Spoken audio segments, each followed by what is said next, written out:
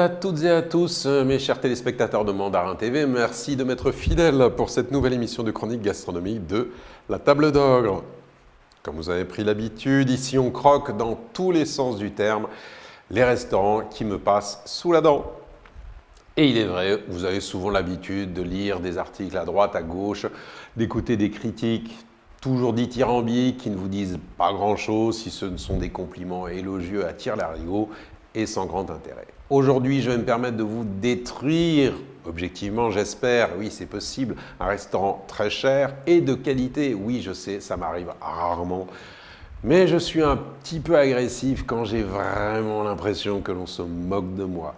Et surtout mon porte-monnaie. En l'occurrence le vôtre, si vous franchissiez la porte de ce restaurant. Parce qu'il est désespérant dans la vie de se dire que pour 500 balles, t'as plus rien. Une entrée un peu glauque. Parce que pour 500 balles, 500 euros, vous vous retrouvez dans la zone portuaire de Copenhague, devant un bâtiment industriel qui n'a même pas l'excuse d'une certaine originalité, dont l'accès se fait par un escalier métallique, montant qui laisse peu d'espoir aux handicapés. Peut-être y a-t-il un ascenseur, mais il est bien caché. Et il n'y a pas de sonnette d'appel. Une entrée encore bizarre. Pour 500 balles, vous aboutissez à un sas à l'éclairage improbable, à un deuxième escalier métallique, et les handicapés apprécieront encore, qui descend cette fois-ci vers une salle qui ressemble à un entrepôt. Ne serait-ce table et chaises qui vous font subodorer le restaurant. Pour 500 balles, vous êtes accueilli par un « Hi guys ». Même dans le pire fast-food, je crois jamais avoir eu droit à un « Salut les gars ». Mais bon, c'est peut-être une coutume locale. Au restaurant Hamas, un monte-charge qui sert de vestiaire. Et vous vous débrouillez tout seul.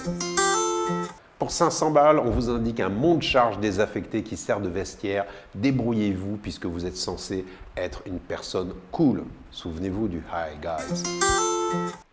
Une boîte avec des couverts et débrouillez-vous. Pour 500 balles, vous avez une jolie boîte avec des jolis couverts dedans. Et débrouillez-vous, vous êtes cool. Pour 500 balles, vous avez 2 toilettes qui ne sont pas attribuées hommes-femmes.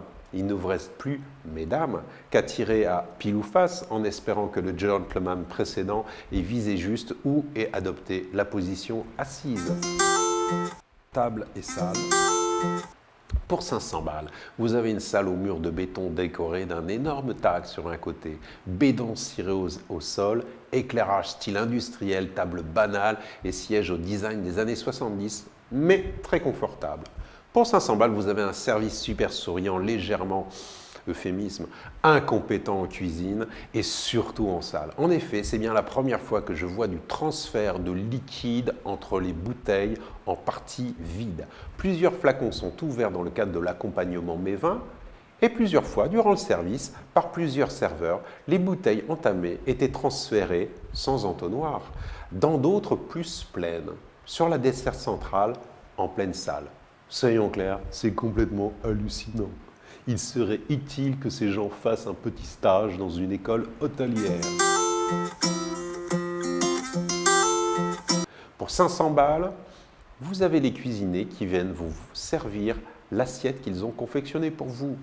Cool. Et quand vous voyez la grosse cohorte monter à l'étage, servir une grande table, vous vous dites que ça en jette un maximum. Et quand vous voyez les cuisiniers redescendre en laissant tous glisser leur main droite sur la rambarde de l'escalier, oui, celle utilisée par tous les clients depuis des années et qui doit être à peu près nettoyée par le personnel de ménage quand l'idée lui en vient, ou plutôt avec un torchon, un chiffon qu'un désinfectant industriel, et retourner en cuisine sans passer par le lavage de mains, là vous vous dites que vos 500 balles commencent à vous faire mal. Pour un pays qui a connu un léger souci d'hygiène avec un restaurant plus que renommé situé à quelques centaines de mètres, le Noma, pour ne pas le nommer, on pourrait s'attendre à mieux. Mais qu'en est-il de l'assiette? Le menu de dégustation, comme trop souvent, en devient ridicule par la taille des portions. Trop souvent une sélection de produits originaux à la lecture, mais qui n'offrent rien d'exceptionnel en bouche.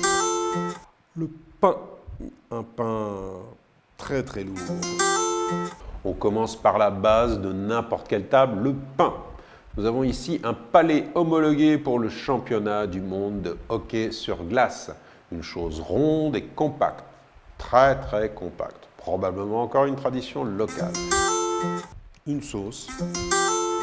Les entrées sont rigolotes, jouant sur les légumes cultivés dans le jardin situé derrière le restaurant. Je me pose d'ailleurs la question de la qualité de la terre dans une zone portuaire séculaire qui a dû voir défiler des milliers de bateaux chargés de cargaisons plus ou moins propres. On peut espérer que le sol agricole a subi un peu plus d'apprêt que la décoration intérieure du local.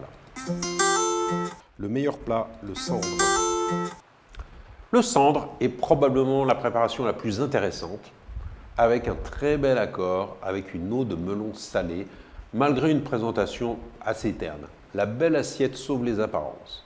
Le deuxième plat aurait pu être les haricots avec une pulpe de tomate, moule et huile de café, si celle-ci n'avait pas été très mal dosée et emporté la totalité de l'assiette. En revanche, c'est le plat visuellement le plus beau, mais j'ai oublié de le photographier. Je vous prie de m'en excuser. De la langue de bœuf, très très cachée. La langue de bœuf aurait pu attirer notre attention si la dizaine de grammes avait pu permettre de la goûter véritablement. Foie d'oie. Le foie d'oie aux amandes et rhubarbe salées était annonciateur d'un repas un peu plus festif. Malheureusement, là, ce fut la température qui n'était pas au rendez-vous. Le produit est servi à peine tiède. Impossible donc à la viande de s'exprimer à fond dans ces conditions. Présentation générale entre le pitoyable pour la quenelle et le pas trop mal avec la tartine de foie d'oie. L'oie avec les légumes en julienne dessus. La viande d'oie est quant à elle bien dissimulée sous un lit de julienne de légumes. Crème de figue. La crème de figue a une apparence de pâtisserie de supermarché. Heureusement, le goût en est nettement plus délicat. Même si la pâte sablée pourrait être un peu plus fine, étant donné la délicatesse non générale du produit. Du caramel brûlé, donc brûlé. Pourquoi évite-t-on de brûler le caramel en cuisine? Parce qu'il devient amer. Donc, que croyez-vous qu'il arrive quand on vous présente un caramel volontairement brûlé? Eh bien, c'est très amer. Cookies de pain betterave noire. À manger impérativement à la cuillère, c'est le chef qui l'a dit. Voilà. Le gâteau final à la betterave noire et aux cookies de pain et chocolat amer encore a subi la lubie du chef qui a décidé que cela ne se mangerait qu'avec une petite cuillère. Donc, refus du service de me donner couteau et fourchette pour casser proprement les lames du cookie. Une armoire de longue maturation.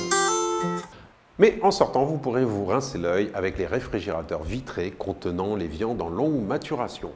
Je n'ai pas demandé le prix du à emporter. À bientôt sur Mandarin TV et bonjour chez vous.